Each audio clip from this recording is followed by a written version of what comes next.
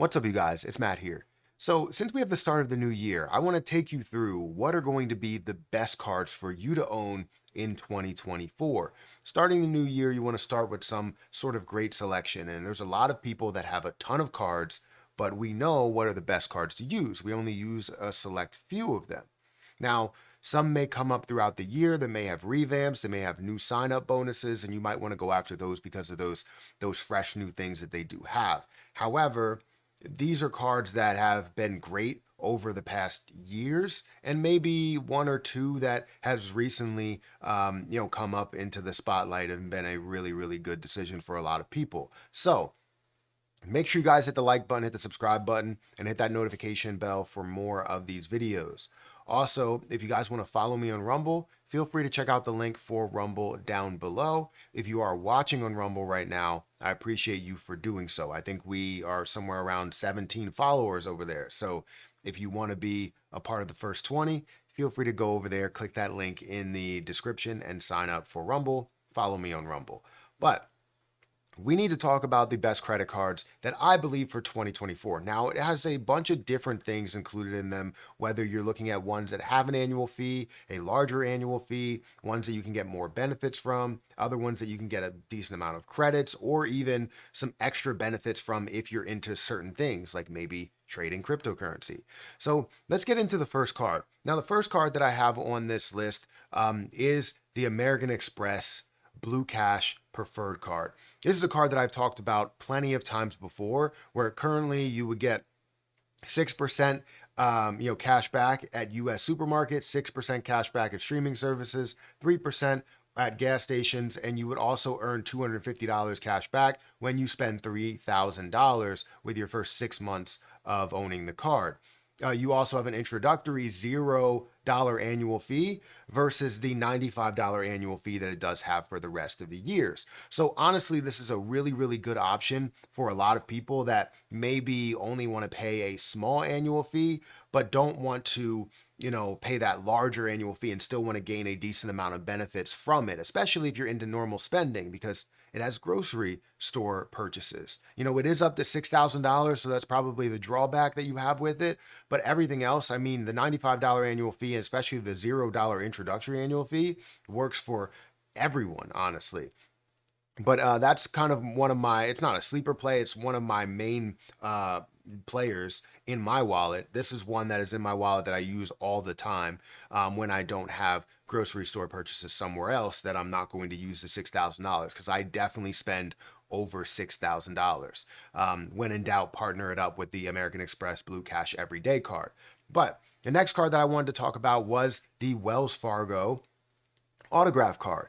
This is a card that I feel like should be a driver for a lot of people because it offers things like 3 times points on many different ways, where you have restaurants, you have travel, you have gas, you have transit, you have popular streaming services, phone plans, and then 1 times on everything else. So you're getting that 3 times back that a lot of people want with certain plays or with certain credit cards that you can't really get everywhere, right? You're trying to get 3%, you're trying to get at least 2% back on everything. So that's a card that will honestly get you to that level, where you are getting 3% back on gas, 3% back on travel if you don't have a travel card, if you don't want to pay an annual fee for a travel card, and you're getting that all for a $0 annual fee. So it's a no-brainer to see that card. Now, the next one is more of a pricey card. It is the American Express Gold card. And I know I've expressed my gripes with American Express, the Gold and the Platinum, but that's only because it doesn't really fit my spending now.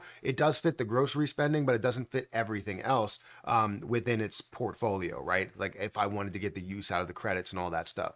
So basically, with this card, you'll be able to get a 60,000 membership rewards point bonus when you spend $6,000 in your first 6 months of using the card. It's about $1,000 a month. If you spend that all in groceries, I mean, you could find a way to do that.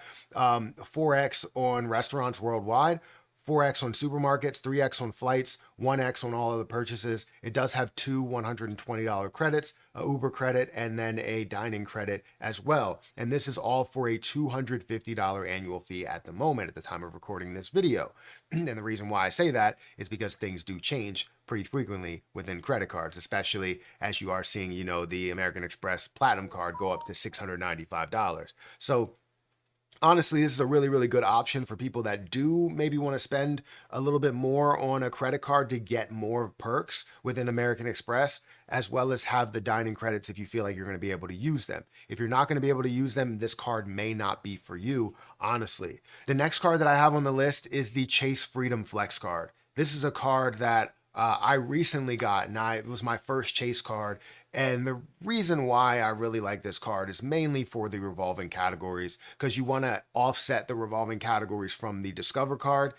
So this can kind of be a double whammy type of thing where you have the Discover as well as the Chase Freedom Flex.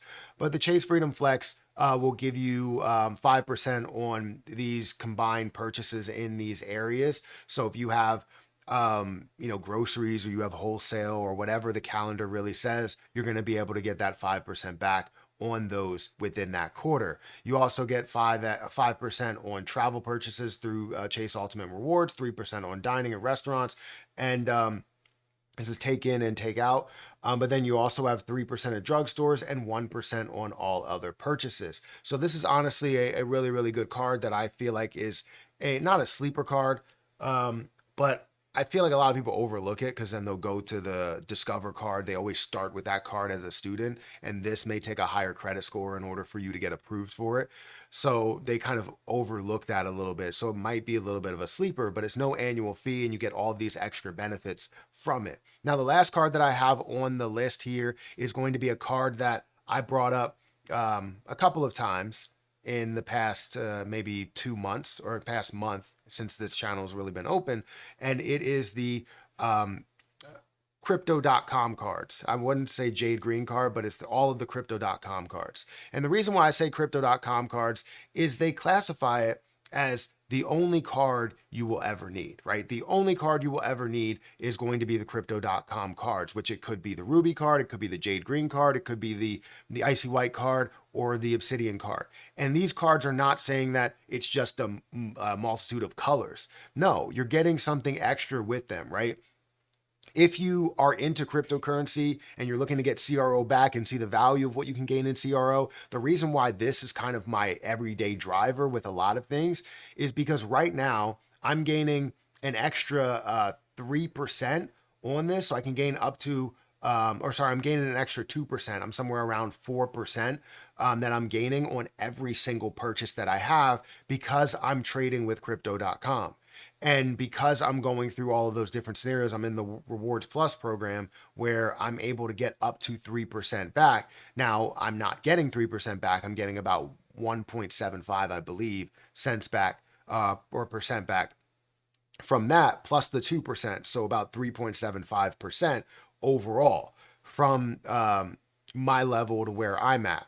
Now, this does require, this card specifically, the Jade Green card does require a $4,000 CRO lockup. It is not a annual fee. It's not something you're paying and forgetting about. It's a $4,000 lockup in CRO if you hold CRO. If you don't hold CRO and you don't want to hold CRO, then this card may not be for you. But it is for me because I do find a ton of benefits from it and value from it. It is one of my main drivers, and I use it for a lot of things. Anything that's frivolous spending, especially around Christmas where we spend all that money, it was all going on the Jade Green card.